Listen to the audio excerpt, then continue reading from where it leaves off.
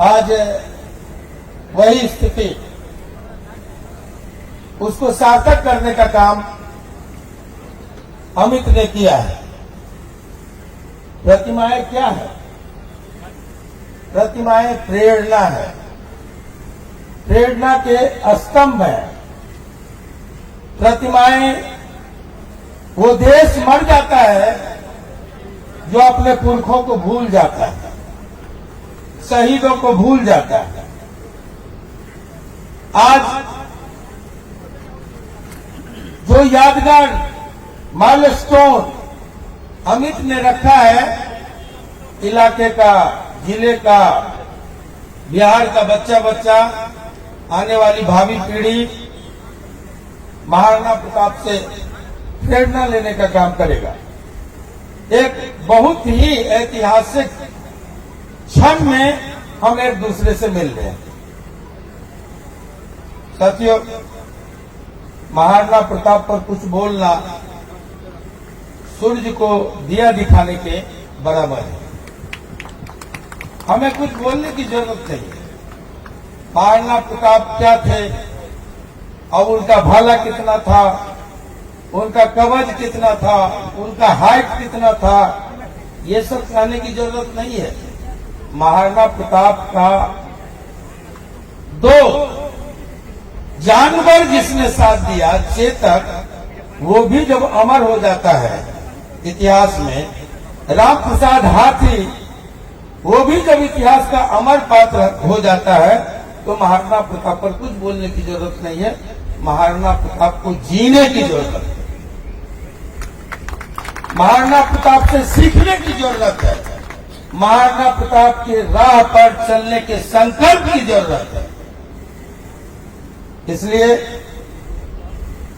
महाराणा प्रताप की लड़ाई को लोग बड़ी विपरीत रूप से पेश कर रहे हैं।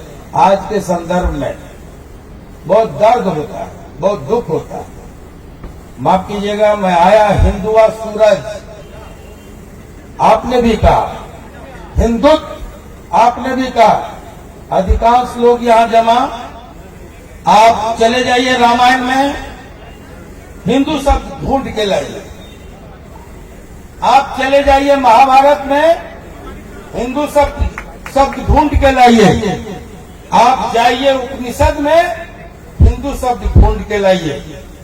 आप चले जाइए गीता में, हिंदू शब्द ढूंढ के लाइए, कहीं नहीं मिलेगा। लेकिन एक शब्द है, बार बार कृष्ण के मुंह से आया है, क्षत्रिय।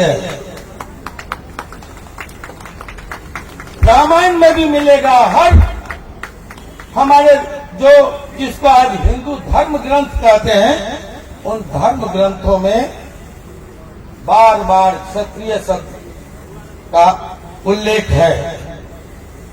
हम बहुत पुरातन हैं, हजारों साल पुराने हैं, और इसलिए किसी ने कहा छात्र धर्म युगे युगे। जब मेरी बारी आती है तो सारे हिंदू जपने वाले हर बार हम अकेले खड़े होते हैं। माफ करना, बड़ी कड़वाहट से कह रहे हैं। यह हिंदुत्व के नाम पर एजेंडा चल रहा है कुछ और थोपने का। आज जब उत्तर प्रदेश में आए हैं धनंजय जी, उत्तर प्रदेश में जब हमारा राज है, तो कौन है जो पृथ्वीराज को विजातीय साबित कर रहा है? क्यों कर रहा है? जब देश में हमारा राज है तो क्यों, हिंदुत्व का राज है तो क्यों मीर भोज को कुछ और बताने की कोशिश हो रही है? जिस वंश से हम आते हैं वो तोमर वंश है, अनंगपाल का वंश है। आज उसको भी कुछ और बताने की साजिश चल रही है इतिहास में। क्यों ऐसा हो रहा है? और इस सवाल पर हिंदुत्व के ठेकेदार लोग चुप क्यों है? मेरा सवाल, क्यों चुप है? क्यों नहीं कहते हैं ये गलत हो रहा है? माफ करना, महाराणा प्रताप जो लड़ाई लड़ने निकला था, तो महाराणा प्रताप को साथ हमारे वंश के, तोमर वंश के ग्वालियर के राजा राम सिंह 100 परिवार हल्दी घाटी में दफन हो गए, कुर्बान हो गए, बलिदान हो गए। लेकिन राजस्थान में भी सुविधा भोगी राजपूत जितने थे, रजवाड़े जितने थे, भाग खड़े हुए। साथ किसने दिया? कप्तान कौन था? हिंदुत्व की बात करने वाले कप्तान था हकीम खान सूर। इसी शाहबाद से आता था उसका खानदान, शेरशाह सूरी का परिवार था, शेरशाह सूरी का वंशज था। उसका हक महाराणा प्रताप का सेनापति हकीम खान सूर और अकबर का सेनापति, बोलना पड़ेगा क्या? कौन था सेनापति? हम ही में से थे। इधर से कह रहा मान सिंह, हमको बोलना भी नहीं चाहते साथियों। और लड़ाई को रंग देंगे लोग हिंदू और मुसलमान का नहीं। जब भी हम राम बनकर निकले हैं, अन्याय के खिलाफ लड़ाई किससे थी कहना नहीं पड़ेगा, सुनना होगा, मनन करना होगा। जब भी हम राम बनकर निकले हैं तो बन के नर, जिसको बना दिया बानर, जिसकी जंगलों में, जंगली इलाकों में बड़ी पूछ थी, कोल भील बन के नर, पीछे से लगा दिया पूछ। जंगल में उनकी पूछ बड़ी थी, पीछे से लगा दिया पूछ। तो जब राम बनकर निकले तब भी यही गरीब, गुरबा, दलित, पिछड़े, इन्होंने ही साथ दिया। जब हम महाराणा बनकर निकले तब भी हमारा साथ दिया कोल भील, मुसलमान, इन्होंने हमारा साथ दिया। और इसी इलाके से खड़े हुए 1857 के गदर के महानायक बाबू वीर कुंवर सिंह, तब भी उनका साथ दानापुर के यादवों ने दिया, बिया के पासवानों ने दिया, चंभित चमार ने दिया, दुबे जी ने भी दिया। और पीर अली साथ साथ शहीद हो गए, फांसी पर चढ़ गए। पीर अली की कुर्बानी कौन था? कुंवर सिंह का सेनापति, याद कीजिए, उसका भी नाम था करीम खान। बहुत दिन की बात नहीं है, मैं अभी बोल के आया हूं। जिस देश में अगर 1857 नहीं होता तो उसकी प्रेरणा से 1942 नहीं होता, और अगर 1942 नहीं होता तो 1947 में देश आजाद भी नहीं होता।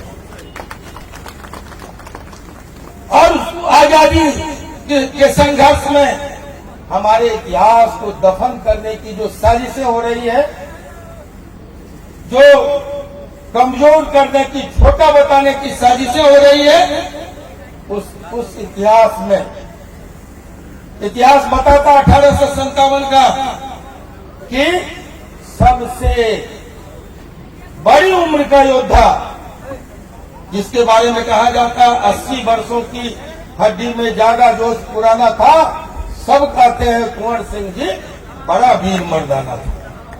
तो वो सबसे ज्यादा उम्र का महानायक ब्रिटानिया हुकूमत में 1857 में सबसे ज्यादा भूभाग पर कब्जा जमाया। वहां उत्तर प्रदेश से लेकर बंगाल, आसनसोल तक, और मुल्क में आजादी का परचम लहराया। और सबसे ज्यादा समय तक ब्रिटानिया हुकूमत की छाती पर आजादी का परचम लहराता रहा। उसका नाम था बाबू वीर कुंवर सिंह। लेकिन आज हमें कम बड़ी दुख हुआ जब हम गए, और चाची क्या नाम है उनका, पुष्पा जी रो रो के बता रही थी कि आजाद भारत में कल ही किस तरह से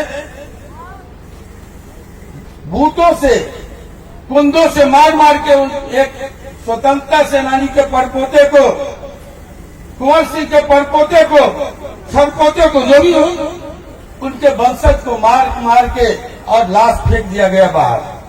ये आजाद भारत में हो रहा है। इसलिए हो रहा है कि शायद हम मुर्दा हैं। आनंद मोहन तंग किए जाते हैं, तबाह किए जाते हैं, निकलने पर फिर से घेरने की कोशिश होती है, इसलिए कि हमारी जमात मुर्दा है, हमने गुलामी सीख ली है, हमने पट्टा बांध लिया है पार्टियों का, इसलिए साजिशें चल रही है।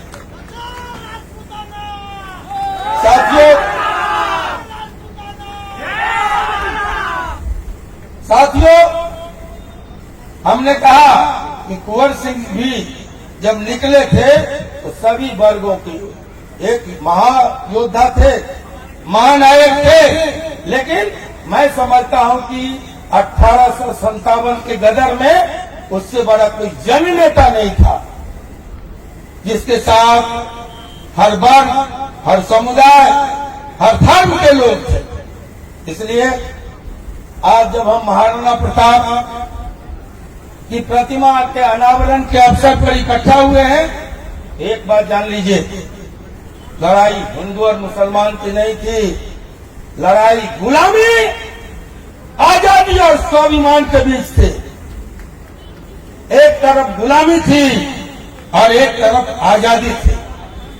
आजादी के लिए लड़ने वाले, स्वाभिमान के लिए लड़ने वाले जो लोग थे वो थे महाराणा प्रताप के साथ था, और जो सत्ता का सुख भोगना चाहते थे वो थे मान सिंह के साथ खड़ा, अकबर के साथ नहीं। इतिहास में एक साथ दो महान हुआ, उसका नाम है महाराणा, तो दूसरी तरफ अकबर को भी महान कहा गया। अकबर बहुत छोटे लोग नहीं थे, चरित्र से बहुत बड़े लोग थे, इसलिए इतिहास में उसे भी, लेकिन हमारे जो हमारी विरासत है, जो हमारी परंपरा है, हम आज आत्मालोचना के लिए खड़े हैं, हम आज खुद को टटोलने के लिए खड़े हैं। हमारी परंपराएं दो हैं, एक संघर्ष की परंपरा और दूसरा सत्ता की परंपरा, एक महाराणा की परंपरा और दूसरा मान सिंह की परंपरा। मान सिंह की परंपरा कहती है कि मान सिंह की विरासत कहती है कि रोटी दो, बेटी दो, इज्जत दो, अजमत दो, लेकिन सत्ता के साथ चिपके रहो। लेकिन महाराणा प्रताप की परंपरा हमें सिखाती है कि आजादी के लिए, स्वाभिमान के लिए अगर जंगल जंगल भटकना पड़े तो स्वीकार करो। गोद में भूख से तड़प कर बेटी अगर दम तोड़ दे तो स्वीकारो। पत्थरों पर सोना पड़े तो सो जाओ, लेकिन कभी स्वाभिमान और अपनी आजादी से समझौता नहीं करो। यह है महाराणा प्रताप की परंपरा। तय करो हम किसकी परंपरा के बाहर बनेंगे। ये मूर्ति अनावरण नहीं है, ये आज संकल्प का दिन है। संकल्प लो। एक जगह अंशुमन जा रहा था, खुदीराम बोस या किसी की शहादत पर किसी ने बुलाया था, मुझसे मिलने आया जेल पर, कहा कि पापा शहीदों के लिए सबसे बड़ी श्रद्धांजलि क्या है। हमने कहा शहीदों और महापुरुषों के रास्ते पर चलना, कंटकाकीर्ण रास्ते पर चलना, ये संकल्प लेना ही सच्ची श्रद्धांजलि है। बात बहुत होगी, लंबी चौड़ी बातें करेंगे। हम कहते हैं सौर्य अगर सो जाए कहीं, महाराणा प्रताप को पढ़ लेना। ये शौर्य की कहानी है, शौर्य के सच्चे प्रतीक हैं, प्रतिमूर्ति थे महाराणा प्रताप। इसलिए मैंने कहा शौर्य जिंदा हो तो महाराणा प्रताप की जयंती मनाओ, स्वाभिमान जिंदा हो तो महाराणा प्रताप की प्रतिमा लगाओ। अगर आत्मसम्मान कहीं मरा नहीं हो तो महाराणा प्रताप को याद करो, वरना सब बकवास की बातें, बेकार की बातें हैं। और इन्हीं शब्दों के साथ एक बार फिर से हम आयोजक मंडल का, एक बार फिर से हम मुखिया अमित का और उनको साथ देने वाले, इस मूर्ति प्रतिमा स्थापना में साथ देने वाले तमाम नौजवानों का, बुजुर्गों का हृदय की गहराई से आभार प्रकट करते हुए, ये कहते हुए कि आपने एक ऐतिहासिक काम किया है, अनुकरणीय काम किया है, वंदनीय काम किया है, अभिनंदनीय काम किया है, इसकी जितनी प्रशंसा की जाए वो कम है। बस इन्हीं शब्दों के साथ कि शहीदों के चिताओं पर जुड़ेंगे हर बरस मेले, वतन पे मरने वालों का यही बाकी निशा होगा। धन्यवाद। जय हिंद, जय महाराणा, जय बाबू वीर कुंवर सिंह।